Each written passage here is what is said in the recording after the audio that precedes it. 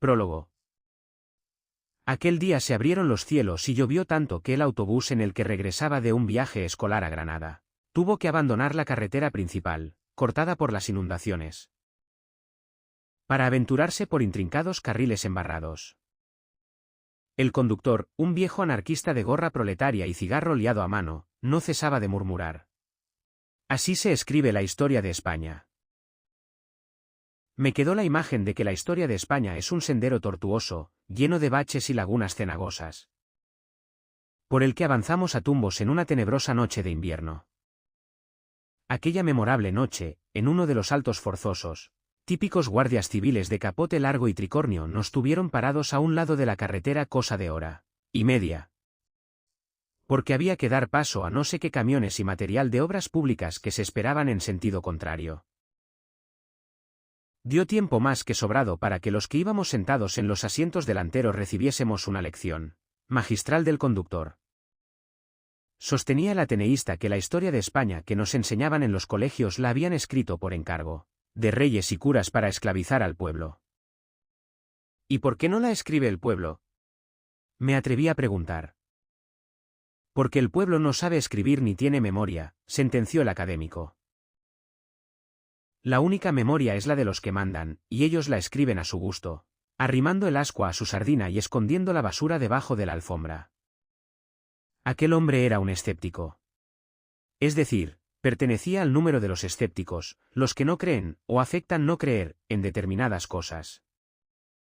Ahora, cuando asistimos a la liquidación por derribo de esta inhóspita posada que llamamos España, a la que algunos, sin embargo, amamos tanto, a lo mejor por sus defectos y carencias, parece que es buena ocasión de contar cómo se hizo, dejaremos a otros contar cómo se deshizo.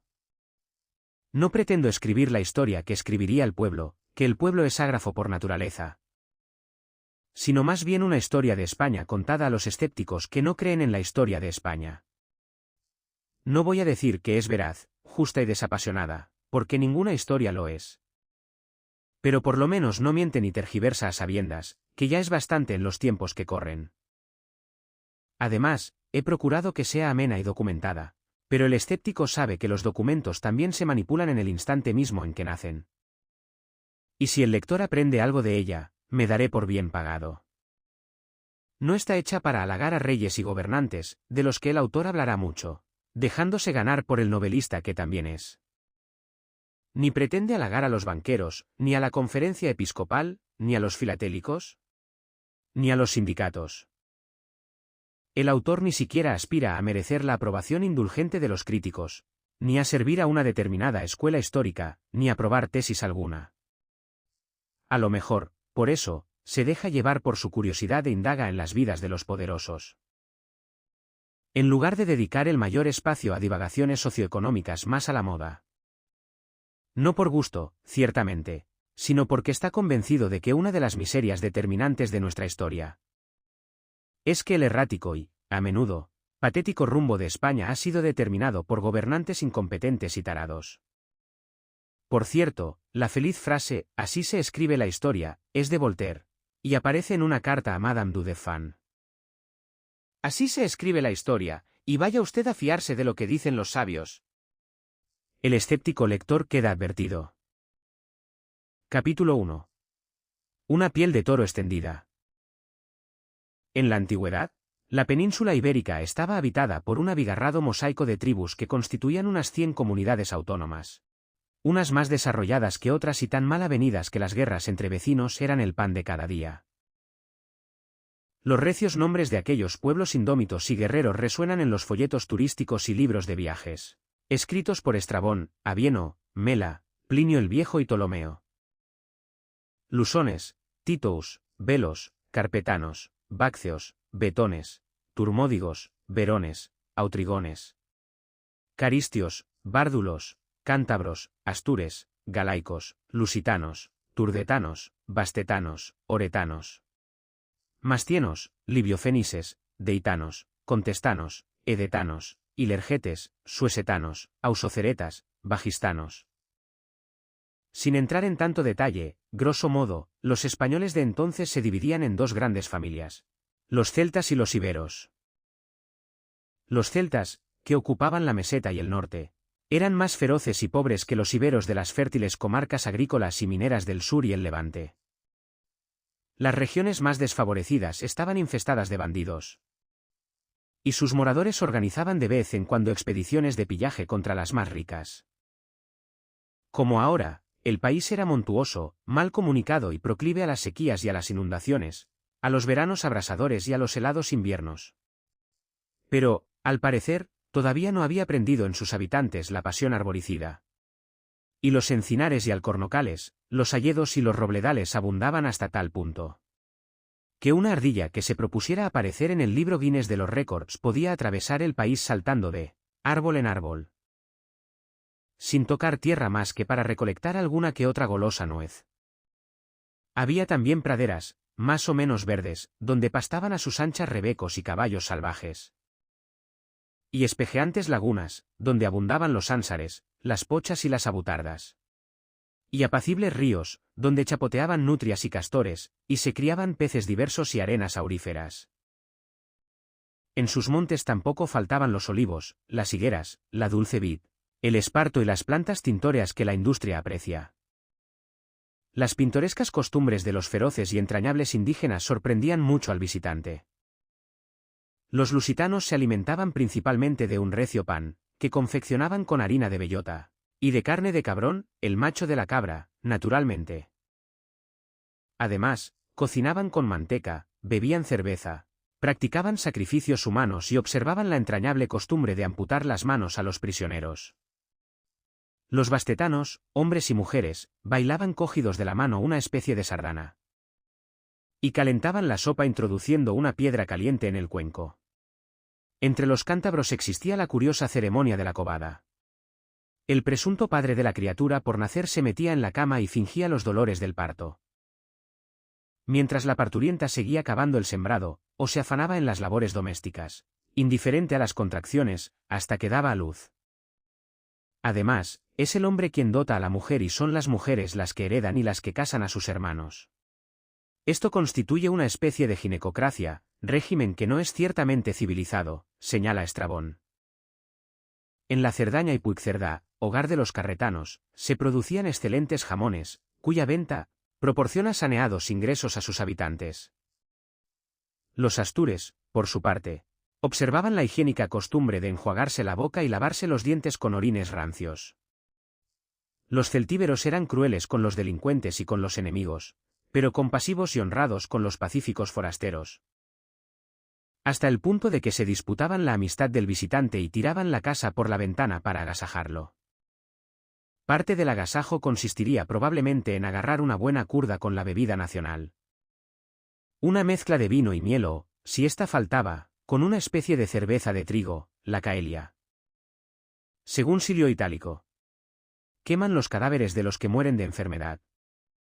Pero los de los guerreros muertos en combate los ofrecen a los buitres, a los que consideran animales sagrados. Los bácceos practicaban una especie de comunismo consistente en repartir cada año las tierras y las cosechas de acuerdo con las necesidades de cada familia. El politburó era extremadamente severo, los acaparadores de grano y los tramposos eran ejecutados. Para muestra ya está bien. Así eran los remotos habitantes de la península. Si en algo se parecían entre ellos era en ser gentes de pelo en pecho. Los crucificaban y seguían cantando, caía el jefe y se suicidaban sobre su tumba. Despreciaban la vida y amaban la guerra sobre todas las cosas. La de vueltas que ha tenido que dar el mundo para que ahora sus descendientes se nieguen a ejercer el noble oficio de las armas. Y el ejército se vea obligado a contratar mercenarios extranjeros. Tanta rudeza era compatible con el amor a la belleza e incluso con cierta tendencia a recargar la ornamentación. Recuerde el lector a la dama de Elche. En realidad, si nos fijamos en el tocado femenino, había para todos los gustos, según tribus. Desde aquellas en las que, como Rita y Ward, ampliaban la frente afeitándosela, hasta las que se enrollaban el cabello y formaban sobre la cabeza un tocado fálico. Dos usos que perduraron hasta, al menos, el siglo XVII en el País Vasco. En esta Babel de tribus no existía conciencia alguna de globalidad. fueron los buhoneros fenicios y griegos, llegados al reclamo de nuestras grandes riquezas minerales, quienes consideraron la península como una unidad. Los primeros que percibieron que, por encima de la rica variedad de sus hombres y sus paisajes, aquello era España. ¿España? Sí, escéptico lector, y España. Ya entonces se llamaba España. La hermosa palabra fue usada por los navegantes fenicios, a los que llamó la atención la cantidad de conejos que se veían por todas partes. Por eso, la denominaron Isepamim, es decir, el país de los conejos, de la palabra sapán, conejo. No el león, no el águila, durante mucho tiempo el humilde, evocador y eufemístico conejo fue el animal simbólico de España, su tótem peludo, escarbador e inquieto. El conejo se acuñaba en las monedas y aparecía en las alusiones más o menos poéticas. La caniculosa celtiberia, como la llama Catulo. Es decir, la conejera, España la de los buenos conejos. No era el simpático roedor el único bicho que llamaba la atención por su abundancia. Los griegos también llamaron a la península Opiousa, que significa tierra de serpientes. No obstante, para no espantar al turismo, prefirieron olvidarse de este nombrecito y adoptar el de Iberia, es decir, la tierra del río Iber. Por un riachuelo de la provincia de Huelva, probablemente el río Piedras, al que luego destronó el Ebro, que también se llamaba Iber. No obstante, el nombre que más arraigó fue el fenicio, el de los conejos, que fue adoptado por los romanos en sus formas Hispania y Espania. De esta última procede España, bellísimo nombre que durante mucho tiempo solo tuvo connotaciones geográficas, no políticas. Por eso, el gran escritor luso Camoens no tiene inconveniente en llamar a los portugueses, gente fortísima de España. España, escribió Estrabón, se parece a una piel de toro extendida. Casi toda ella está cubierta de montes, bosques y llanuras de suelo pobre y desigualmente regado. El norte es muy frío, por ser muy accidentado y estar al lado del mar. Se encuentra incomunicado respecto a las demás tierras, así que resulta inhóspito. El sur es, casi todo él, fértil, especialmente la zona próxima al estrecho de Gibraltar. Durante bastante tiempo esta tierra de conejos estuvo más abierta a África que al este o de Europa. La verdad es que los 12 kilómetros del estrecho de Gibraltar resultaban más fáciles de salvar que los escarpados Pirineos.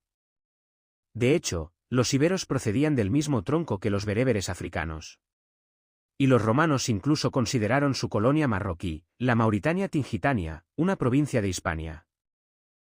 Del mismo modo, Fernando III el Santo, el rey más despabilado de nuestra historia, consideraba natural continuar la reconquista en tierra africana. De no haber muerto cuando preparaba la expedición, quién sabe si ahora parte del Magreb sería cristiano.